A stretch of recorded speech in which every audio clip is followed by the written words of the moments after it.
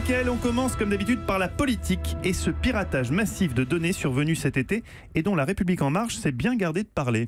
Et oui, une cyberattaque d'ampleur, vraiment très grande ampleur. Alors bien sûr, tout cela est resté confidentiel, mais ce matin sur Europe 1, on vous révèle cette histoire. Fin juin 2018, le prestataire qui recueille des données numériques sensibles pour le parti, bien tout simplement, s'est fait hacker. Son nom s'appelle Typeform. C'est une société espagnole spécialisée dans la rédaction de formulaires pour d'autres sociétés. Et Typeform gère, bien tout simplement, des collectes de dons. Alors les Arsène Lupin en ligne se sont glissés dans cet hangar virtuel. Butin, 55 000 adresses d'adhérents à la République En Marche, dont de nombreux donateurs ont disparu, mais le parti macroniste, il faut le savoir, n'est pas la seule victime. Ce prestataire conservait également les données de nombreux partis politiques étrangers. Le mouvement républicain australien, les libéraux britanniques se sont fait également détrousser du côté de la République En Marche. Il y a eu un mouvement de panique, mais qui est resté en coulisses. Ça a été repéré effectivement uniquement par quelques revues geeks très pointues. Elles ont évoqué ce cybercambriolage. Début juillet, Christophe Castaner a tout de même dû envoyer un mail aux 50 000 victimes